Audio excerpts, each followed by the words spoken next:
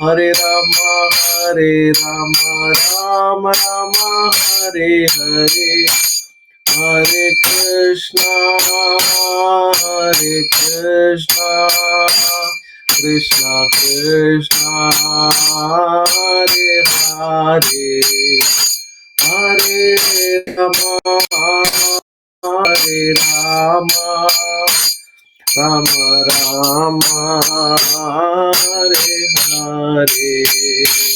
Jayo Radha Gopinatha Radha Gopinatha Sri Radhe. Jayo Radha Madhava Radha Madhava Sri Radhe. Jagannatha Jayo Baladeva Jayo Subhadra Mai Jaya Sudarshana Jayo Giri Govardhan Giri Govardhan Giri Govardhan Jayo Giri Govardhan Jayo Gauranitai Jaya Gauranitai Gauranitai Jaya Gauranitai Jayo Jaya Prabhupada Prabhupada Prabhupada Jayo Jaya Prabhupada Jayo Jaya Gurudev Gurudev Gurudev Jayo Jaya Gurudev Nitai Gaura Hari Bol Hari Bol Hari Bol Nitai Gaura Hari Bol. Jai Shri Shri Radha Gopinath ki Jai, Shri Jagannath Baladev Subhadra Maiya Sudarshan Chakra ki Jai, Shri Shri Nitai Gaura Chandra ki Jai, Shri Prabhupada ki Jai, Gaura Premanande Hari Hari Bol. Hare Krishna. So we are continuing our Bhagavatam. Om Namo Bhagavate Vasudevaya, Om Namo Bhagavate Vasudevaya, Om Namo Bhagavate Vasudevaya. Narayanam Namaskrityam Naranchaiva Narottamam Devim Saraswatim Vyasam Tato Jayam Mudirayet Nashta Prayeshu Abhadreshu Nityam Bhagavata Sevaya Bhagavati Uttama Sloker Bhaktir Bhavati Naishtaki Mukam Karoti Vachalam Pangam Langayate Girim Yatkrapatamaham Mande Shri Gurum Dinadarinam Paramananda Madhavam Shri Chaitanya Ishwaram Hariom Tatsat.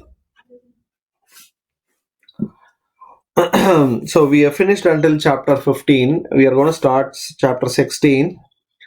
Before we start, you all know today the holy Damodar month starts. Today is the Rasa Purnima, the most Sharat Purnima, the most important Purnimas, the start of Kartik month. And I was reading the glories of Kartik month, where I read that if we read at least one shloka every day, minimum one shloka at least, do as much as possible, during the Kartik month, we will get the benefit of reading all the 18 Puranas. So just by reading a few verses in Bhagavatam, we can get the benefit of reading millions of slokas. So requesting all of you to please read at least one verse, maximum to your capacity. Please read Srimad Bhagavatam every day during this Kartik month.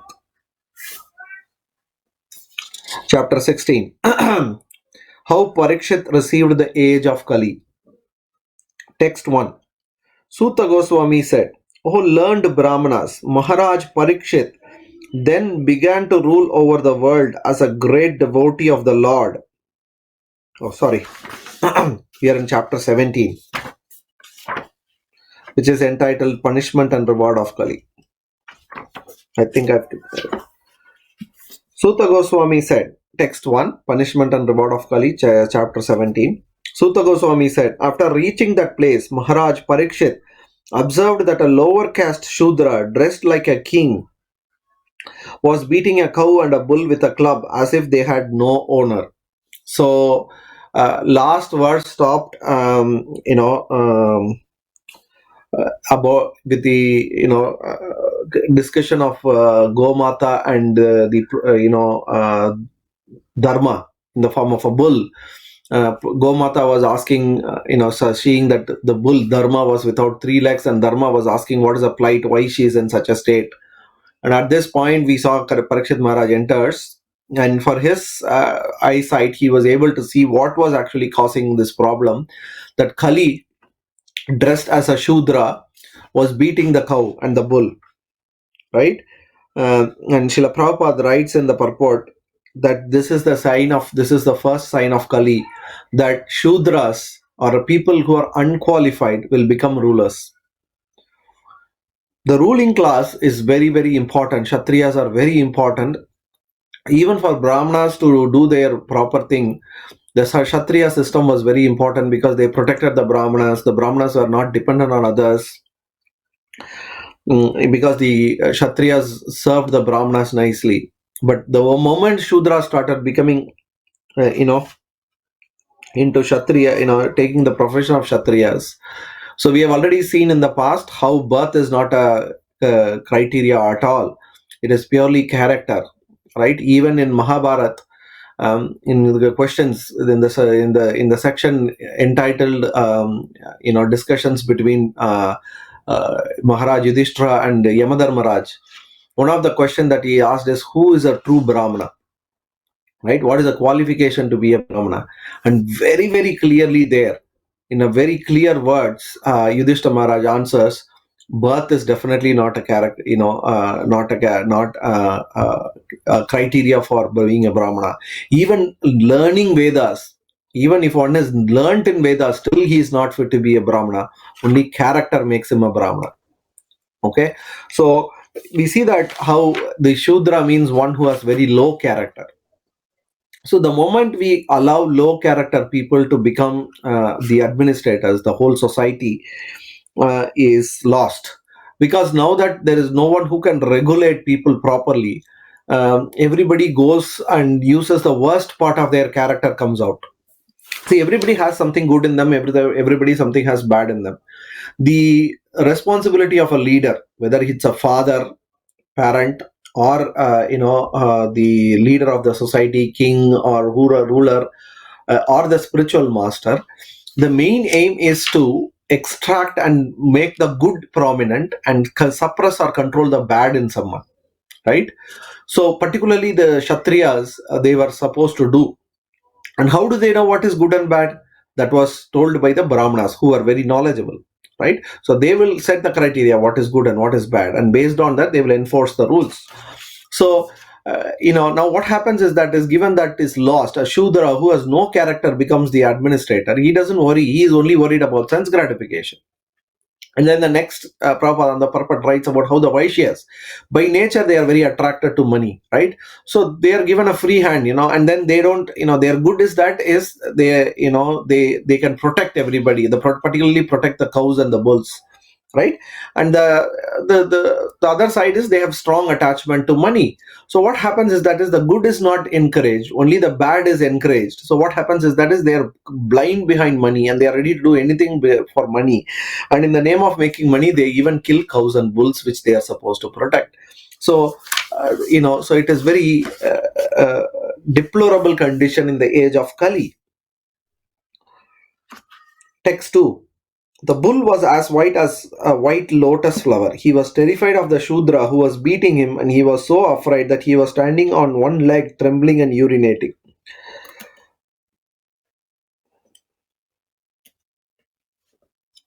So, Prabhupada writes a very beautiful purport that the bull who represents a white pure lotus flower being beaten is basically symbolic that in Kali Yuga anything pure will be punished.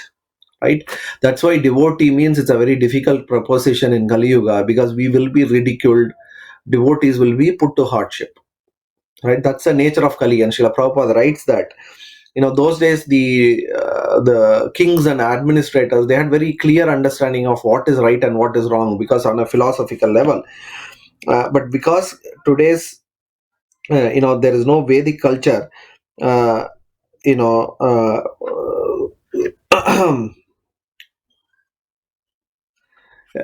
that is the people who are really followers of Vedic cultures will be punished in the name of this ism and that ism. We are seeing that Srila Prabhupada, particularly in the name of secularism. We see that in India, like, now a controversy going on how Manu Dharma, the book of Manu was, burnt. Oh, this is, spreading, what you call, segmentation. This is, increasing hatred in the name of secularism.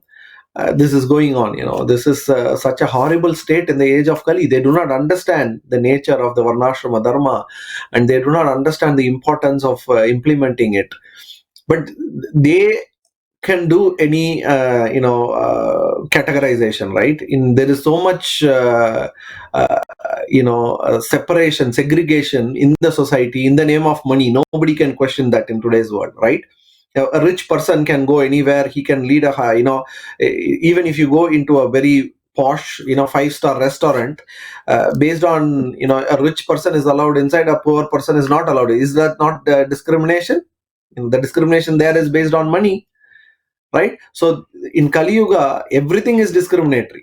Everywhere there is discrimination. It's okay to discriminate based on money. It is okay to discriminate based on power. It is okay to discriminate based on all bad things, right? But just to hide that, because the blame has to go somewhere, because if people all focus, oh yes, what they are saying is correct, this religion is teaching discrimination, so then all their hatred is focused toward religion. They don't see the real discrimination that is happening in the society. They are blind to it, right? So Prabhupada, that's what he's explaining. In the name of this ism and that ism, people will actually attack the original religion, original true philosophy, and we see that that is happening.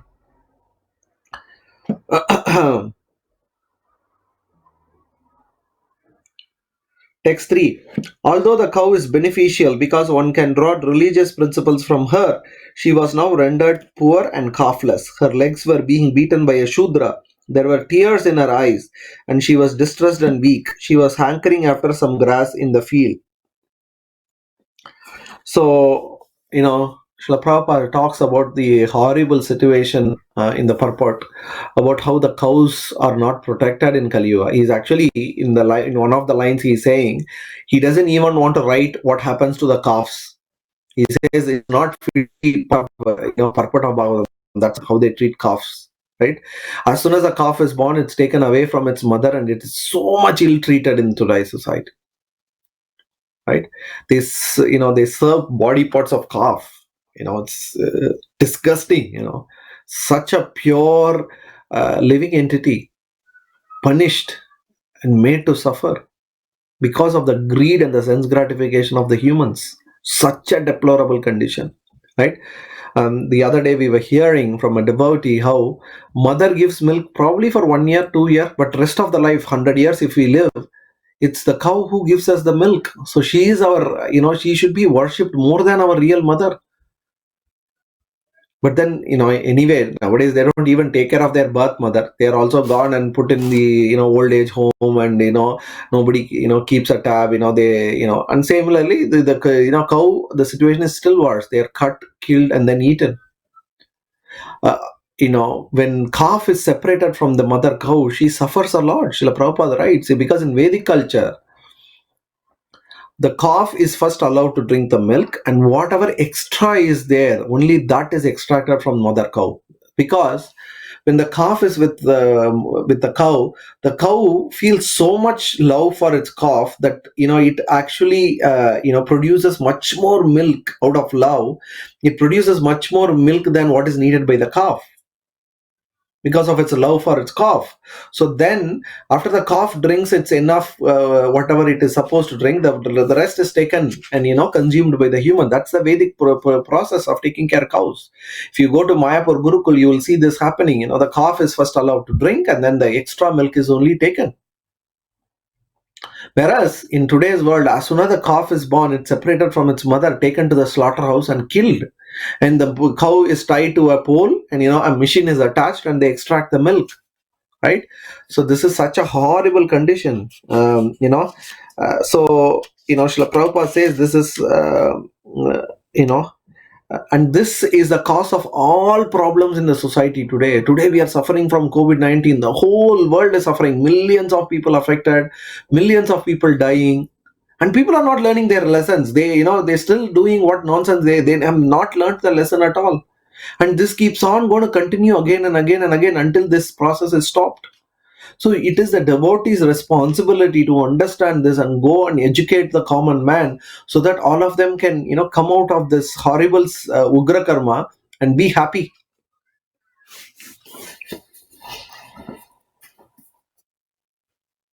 Srila Prabhupada says, foolish people do not know how one earns happiness by making cows and bulls happy, but it is a fact by the laws of nature. Let us take it from the authority of Srimad Bhagavatam and adapt the principles for the total happiness of humanity. Text 4. Maharaj Pariksit, well equipped with arrows and bow and seated on a gold embossed chariot, spoke to him, the Shudra, with a deep voice sounding like thunder.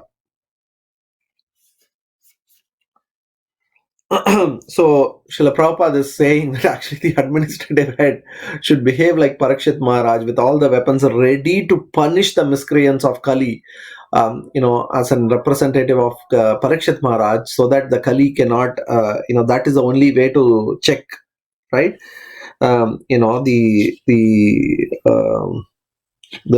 society, check the problems in the society, and he says that the executive head of a society must be a strong. He cannot be a weak person. And Prabhupada again talks about the demonocracy, how a weak person is taken as the head in the society. Text 5. So now Pariksit Maharaj is questioning Shudra, the Kali. Oh, who are you? You appear to be strong, and yet you dare kill within my protection those who are helpless. By your dress, you pose yourself to be a godly man, king, but by your deeds, you are opposing the principles of the twice-born Kshatriyas. So again, Kshatriyas are also twice-born. All the three, Brahmanas, Kshatriya, and Vaishya, all three are done a Upanayana ceremony actually. The Diksha ceremony happens, or the Upanayana ceremony, that sacred thread is given to all three. It's not only for Brahmanas, but all three, Kshatriyas, Vaishyas, and all Trivarnam has to wear the sacred thread. So that is basically the Diksha ceremony. So they are all twice born. They are all considered twice born. And it is twice born means cultured people. One who has good culture and good character, he is fit to be twice born, right? So here, the Maharaj Pariksit is questioning, you are dressed and, like a Kshatriya, but you are acting worse than a Shudra. Who are you? Because those days, everything, was very well set, Today, we see people who are very well dressed, but they go and eat, beef. Right. So today, we see they are all followers of Kali, coming in the line of Kali, who are hurting the cow. And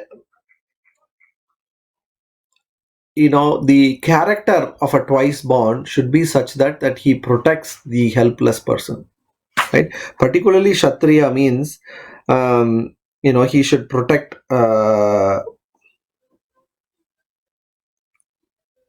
He should protect the citizens from bad character. There are two kinds of problems that we face. There are three kinds of miseries, right, that arise from our own body, from the other living entities, and from devatas. A king means he should protect one from all three. And the best way to protect from all these three miseries is by helping the living entity not do sinful activity. All these three manifest as a result of the sinful activity of the living entity, right? uh, you know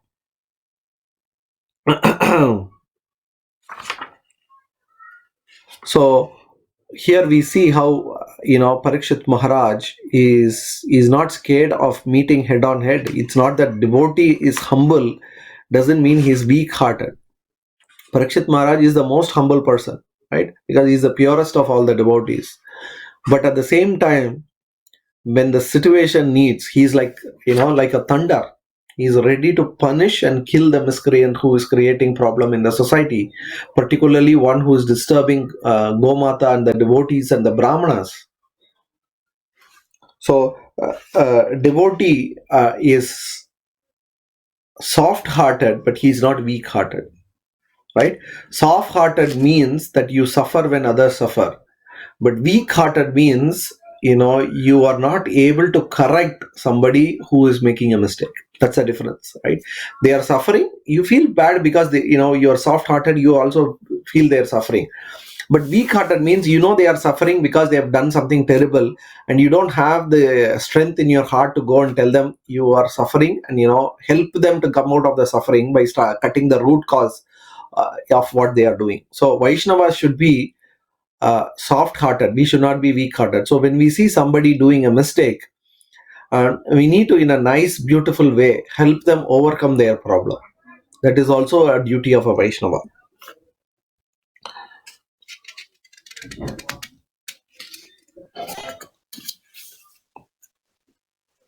Text 6. You rogue, do you dare beat an innocent cow because Lord Krishna and Arjuna, the carrier of Gandiva bow, are out of sight? Since you are beating the innocent in a secluded place, you are considered a culprit and therefore deserve to be killed. So, so this verse has many deep layers within it. See how he is chastising. He's saying, just because Krishna and Arjuna has gone doesn't mean that it's you can do nonsense because the protector, because the devotees, they are representative of the Lord. Krishna acts through his devotees. Krishna is called Rishi Kesha, right? Controller of senses. And Srila Prabhupada in one of the purports in Bhagavad Gita, he says Krishna is called Hrishikesha because he completely takes over the control of the senses of a pure devotee. To the level we surrender, to that level he takes control of our senses. So a devotee like Pariksit Maharaj, because he has completely surrendered to the Lord, even though he is different from the Lord, his senses are completely controlled by the Lord. So in a sense, they are non-different from the Lord's senses, because he's using his senses to satisfy the purpose of the Lord. Whatever Krishna wants achieved, he is using his body and senses to achieve. So he is an extension of the Lord. That's why you see pure devotees are sometimes, we have read in the purports in the previous verses as well, are sometimes addressed as Bhagavan. Narada Muni is addressed as Bhagavan. Brahmaji is addressed as Bhagavan, because they are all there only to carry out the instructions of the Lord.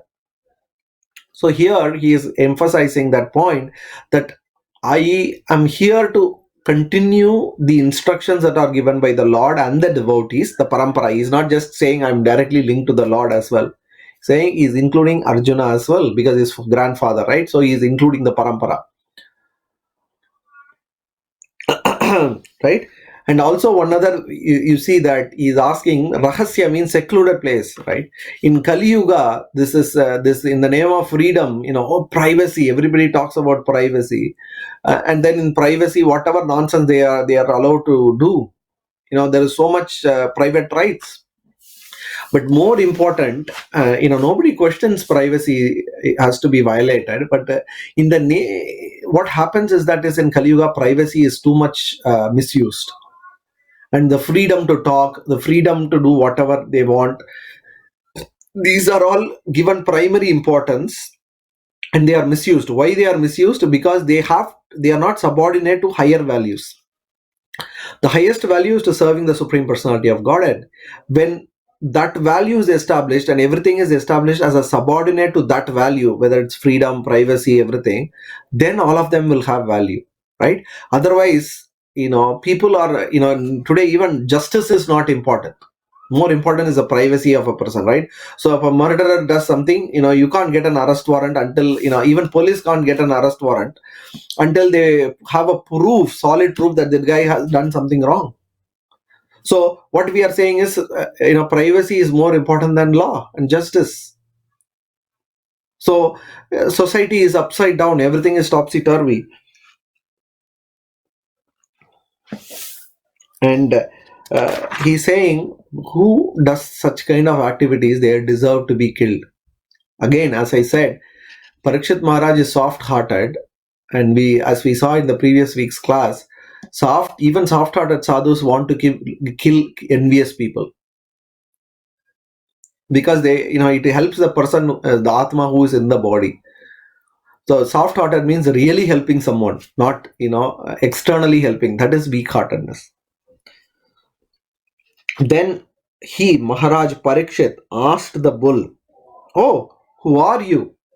Are you a bull as white as a white lotus, or are you a demigod? You have lost 3 of your legs and are moving on one only. Are you some demigod causing us grief in the form of a bull?"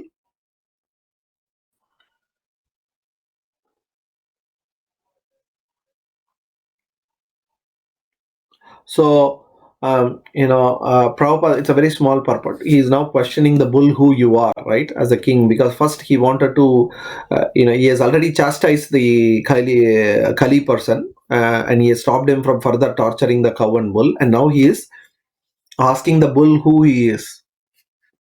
As we saw, they were great personalities. They can immediately understand. Parikshit Maharaj can immediately see that this is not an ordinary bull, and that's why he is questioning. Otherwise, why will a great king go and talk to a bull, right? But actually, even the bulls and the animals in Dwapara Yuga are far better than the humans in Kali Yuga. We see that many animals were able to talk human tongue in the previous yugas. But then anyway, coming back here, Parikshit Maharaj, being a great devotee, he can understand that this is not an ordinary person. Just by seeing the pure white cow, he is asking who you are. Are you just a bull, or are you some demigod who has come here to show the condition of what is going to happen in the future, right? um, you know uh, so he is questioning bull. Text 7.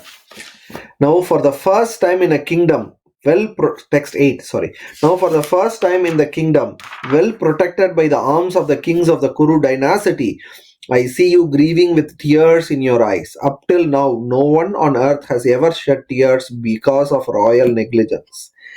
Can you believe, see how, we can't even perceive what Parikshit Maharaj is saying. He's saying, nobody is caused problem because of royal negligence. Not he's not talking even about doing the duty. Like today, to get something done in a government office is considered a great job. You have to go around, run around, beg people, find this, find that. The government doesn't take care of the people properly, right? This is common. Whereas there he's saying not even a single living entity. He's not talking about just humans, right? Today's government, they are not able to satisfy all the human beings, right? If you belong to this party, the other party person is not satisfied. If you are liberal people don't like you. If you are liberal, labor people don't like you. This people person's policy, the other people don't like their policy. This people don't like. There's no common factor. Everybody feels very neglected, and not happy. Even people belonging to their own party are not happy, right? Even when their own party wins and comes up, they can't be happy. That's the situation today in the world. Whereas we see, until Parikshit Maharaj is seeing, just by seeing one bull and one cow, the whole entire world, one bull and one cow was suffering, and he is feeling bad for it. He's saying this has never happened in our whole time that we have been the kings, right? And Prabhupada also says, men and animals were equally protected as far as life was concerned. This is the way in God's kingdom. Not even a single living entity. Even in time of Rama, you will see that this is happening, right? The problem is unqualified people are taking a post that they are not qualified for. It's a very dangerous situation.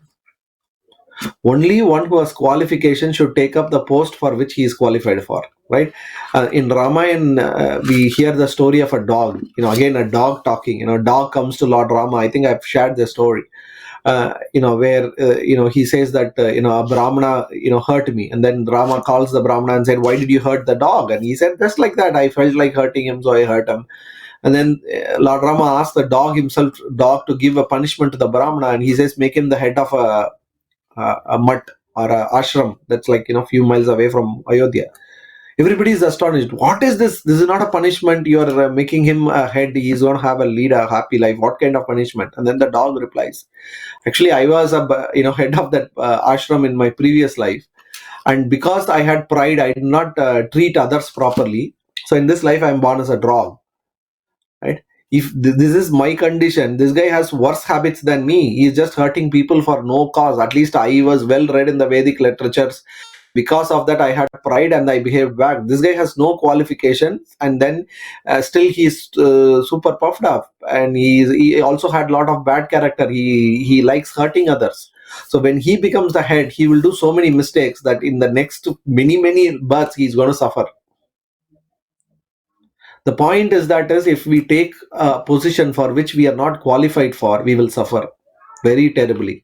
And in Kali Yuga, everybody wants to take position. They are not thinking about whether they are qualified and whether they are capable of protecting the people under them when they take that position. That is the problem in Kali Yuga.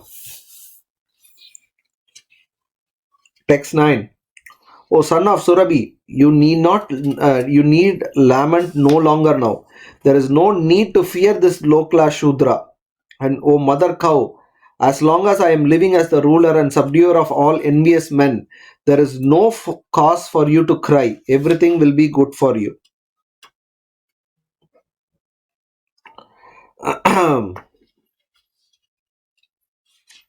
So, Prabhupada in the purport again emphasizes again and again the importance of protecting cow and the bull by the government.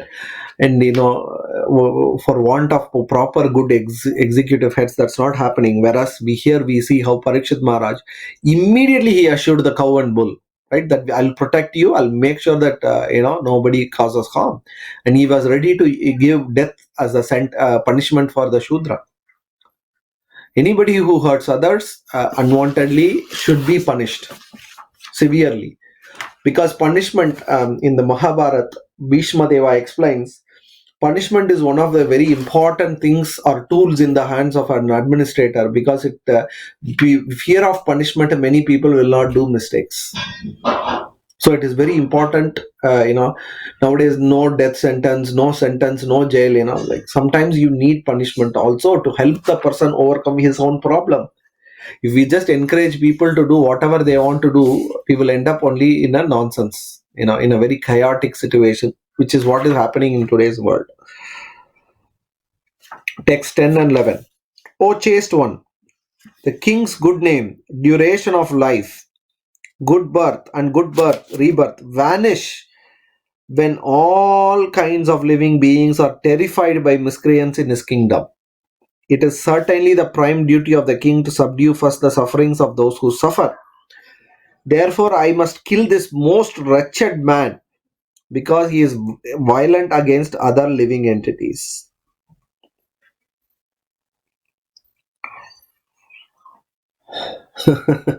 So we see how how educated Pariksit Maharaj was. He was very clear. If he doesn't do his duty, what would be the consequences for him, what would be the consequences for the sinner, and what is the consequence against the person who the sin is caused. There are three parties here. Somebody is creating violence against somebody, and there is the third party who is supposed to protect everyone, or the king, right?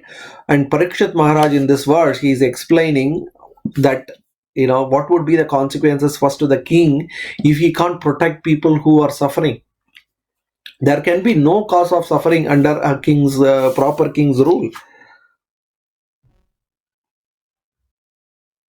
right?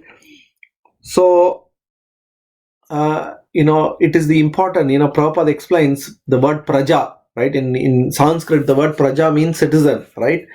And in Sanskrit, the praja includes all living entities, not just humans. Nowadays, even humans are not treated as citizens, right? Even if, he comes from that country, we are all like dogs.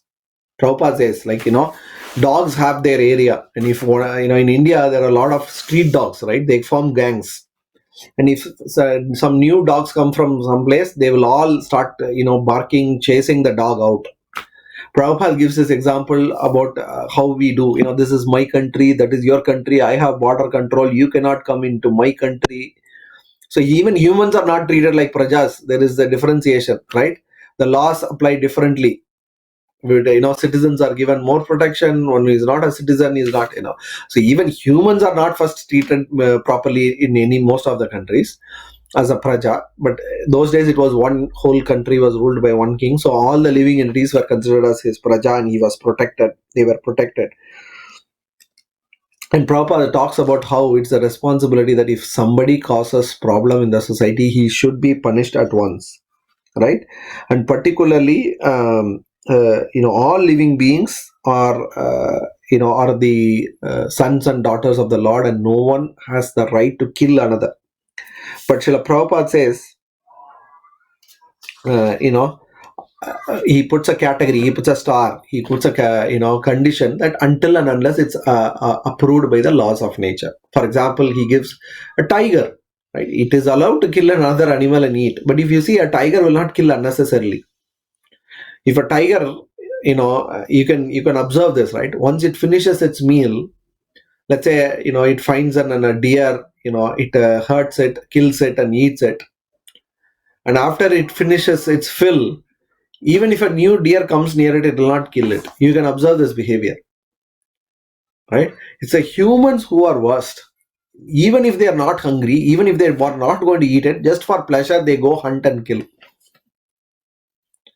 So, the nature's law is like that. It's not that vegetarians it's not that they don't cause suffering, but they cause suffering according to the laws of nature. The laws of nature says humans can eat only plants and the milk. There is no need of animal food.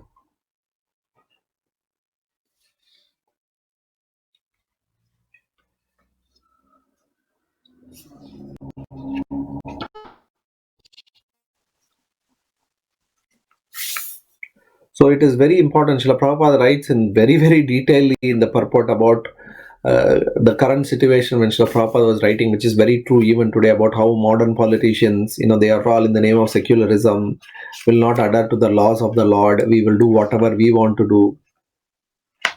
It's a very horrible situation we are all living in. And we are all very, people are very, proud. Oh, we are living here, we can elect our heads. But then, we cannot be proud that everybody is living happily in this. Like humans also have 99.9%. They are not happy with what is happening with their own government and things around them. But still, we are proud. Sad situation in Khalifa. Text 12. He, Maharaj Pariksit, repeatedly addressed and questioned the bull thus: O son of Surabhi, who has cut off your legs? In the state of kings who are obedient to the laws of the Supreme Personality of God and Krishna, there is no one unhappy as you.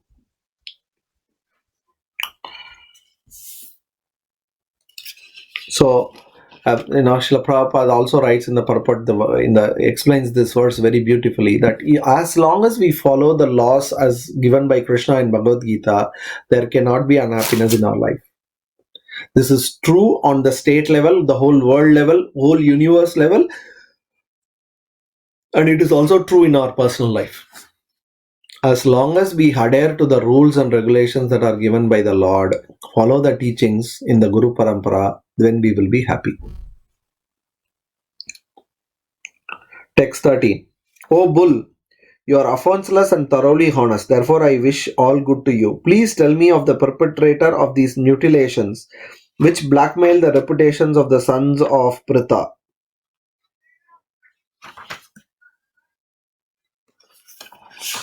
So Prabhupada explains what it means by, he doesn't want to lose the reputation. Prabhupada explains, the descendants of the sons of Pritha like Maharaj Pariksit were afraid of losing their reputation.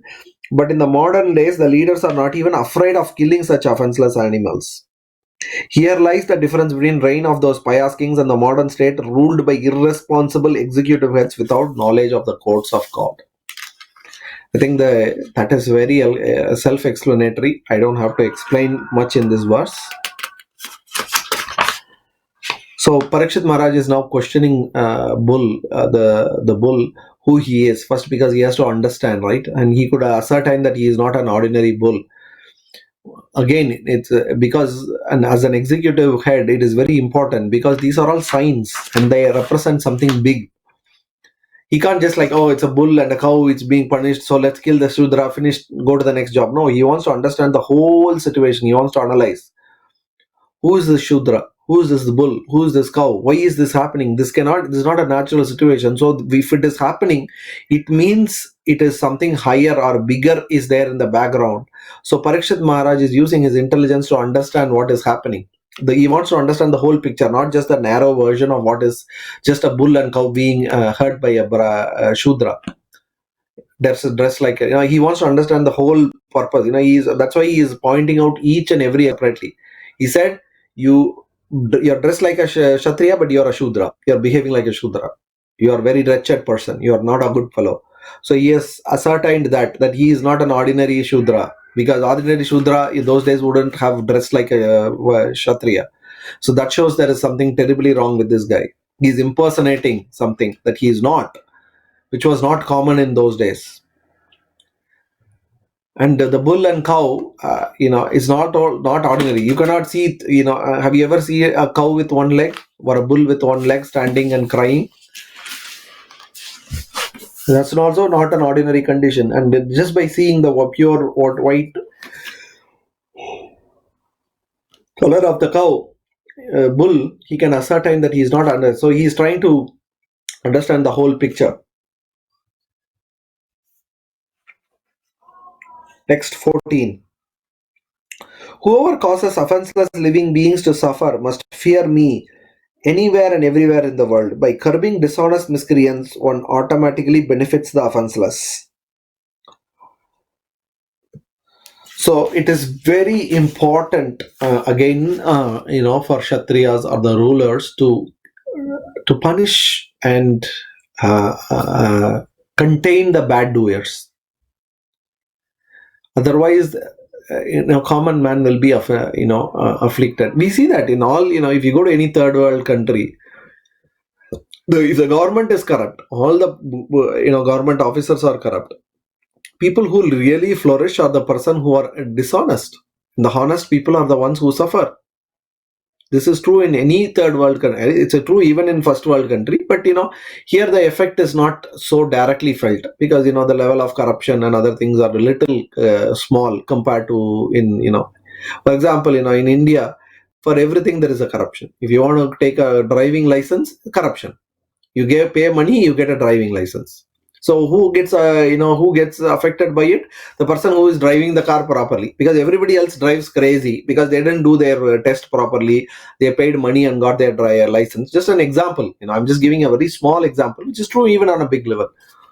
So they drive crazy. They go and hit a car, and then once they hit a car, when police comes, they pay. Whoever pays the police money higher, they can get out, and the other person becomes the suffering person. This is true in every walk of life, right? So if this is all not checked, it's the offenseless people. If the bad people are not checked or not controlled, ultimately it's the people who are offenseless, or people who have a proper life, are the ones who will suffer. So it creates a topsy-turvy situation in the world. So it is very, very important. This is properly maintained by the king.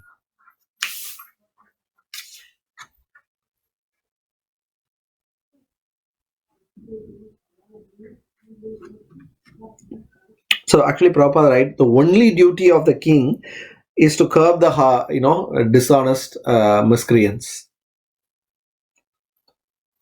Text 15. An upstart living being who commits offenses by torturing those who are offenseless shall be directly uprooted by me, even though he be a denizen of heaven with armor and decorations. So, he is so powerful that when mistake is done, it doesn't matter who does it. There is no question of diplomacy.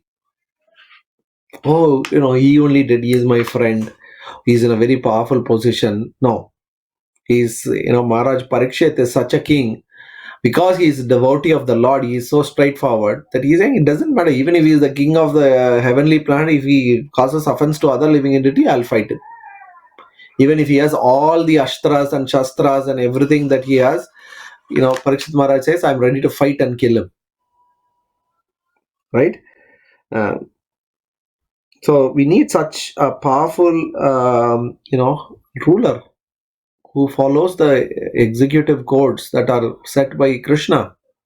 Then there can be peace and happiness. Otherwise, so as devotees, we need to be very conscious. Why are we reading all these things? This may all look like some external, is there is going to, the idea is that is we need to understand the situation that we are living in. We are living in a horrible situation. We can never be comfortable.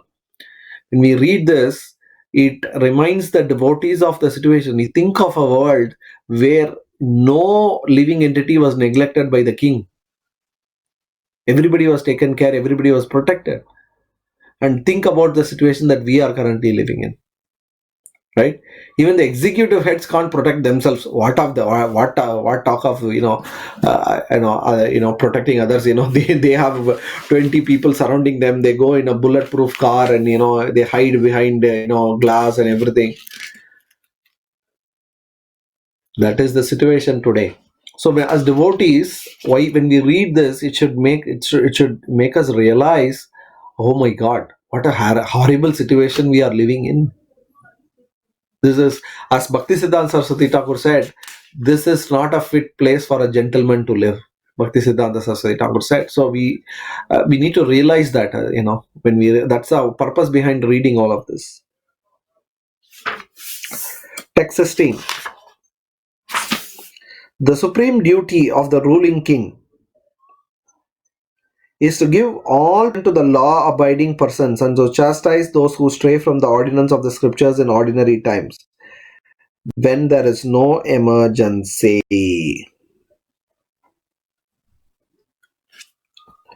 So everybody should be following their Swadharma. Prabhupada writes about their Swadharma. According to their natural characteristics, everybody should be given a certain duty and they should follow it. And it is a responsibility of the king to make sure that they do it within the boundaries that are set for the persons belonging to a particular dharma. Only in emergency, the changes are allowed. Otherwise, everybody should be engaged. There is no question of artificiality. Actually, in Varnashrama system, there is no unemployment at all. There is no question of unemployment. Today, you see, unemployment is in the rise because people don't know what is their own dharma, right? Because if you know your dharma and if you work according to their dharma, what is your character? There is no question of unemployment, isn't it? Everybody does what they are supposed to do, what they are good at, and there is no question of unemployment. So, this is very important. Even as devotees, it is very important we understand this concept of Swadharma and engage, because until we come to the stage where we are pure devotees, right, we are all engaged. So we should be very conscious of the activities that we are engaged in and not go with the flow of the world, right? Because the flow of the world that takes us, in a very horrible situation. We should be very cautious and conscious of what we are doing. This is the reason of the reason all the the caste brahmanas degraded themselves. They didn't understand, and they got enamored by all the external work. They gave up their Vedic studies, and they are all currently, you see, all of the sons of the brahmanas, they are all engaged in big they want to go work for Apple, Microsoft, this bank, that bank, big Amazon, this. They think they are doing great work. But if those companies are engaging in horrible activities, that karma is actually, given all companies engage in bad activities, ugra karma, then all the people who are working, they are also observing that. So they are degrading themselves by doing activities that are against their nature. So they are not conscious and cautious of the fact from where they were getting money. They were so addicted, and that is the root cause of the fall of the Brahmin culture in India. They started serving people who had no character. We saw how Brahmanas generally never serve kings who have good character. But all that character was lost in Kali Yuga. So as devotees, we should be very conscious and cautious of not losing the Vedic culture Srila Prabhupada has given us. We should always analyze, understand what situation we are in, what is happening around us. We should be very cautious. My spiritual master says, devotee should always be fearful of Maya, because what we have got is a very very rare treasure, and we can if we are careless, we will lose that treasure. What is that treasure? Devotional service. We have got something that even the topmost varnashrama person will not get. So we should be extra careful of not losing that. We should be always in the lookout. So when we engage in there are different levels of dharma. We have discussed dharma. The topmost dharma is to do devotional service. Then there is a dharma to protect the body, right?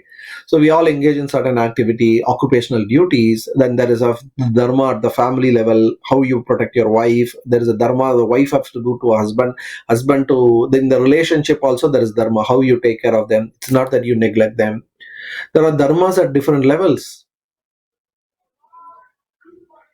So you, as a devotee, has to make sure that all these dharma first align with the topmost dharma, and these dharmas, dharma of protecting the body, protecting the family, taking care of the country. Dharmas, they don't contradict or end up in a situation where it's contradictory to the topmost original dharma.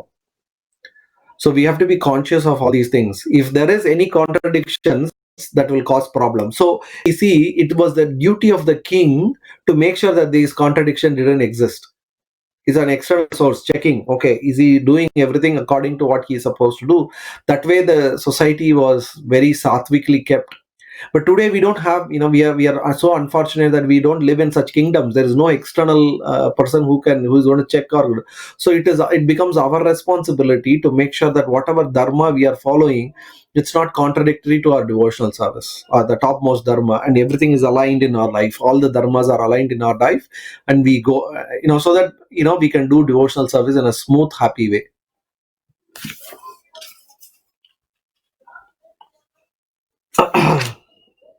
So there's only 3 minutes left, and I don't think so we have time to go through one more. Um, Probably we may take another 2 weeks to finish this chapter, because there are another 30 verses or 27 to 30 verses to go. So probably we may take another 2 weeks to finish this chapter. So here I'll finish my class. If you have any questions, as you all know, please write to me, write a message, or you can shoot a voice message as well, and I'll try to answer it in the class. My number is 0414018739. So with this, I'll finish the class. Grindaraj Srimad Bhagavatam ki jai, Srila Prabhupada ki jai, Srila Gurudev ki jai, Gaura Premanande Hari Hari Bol.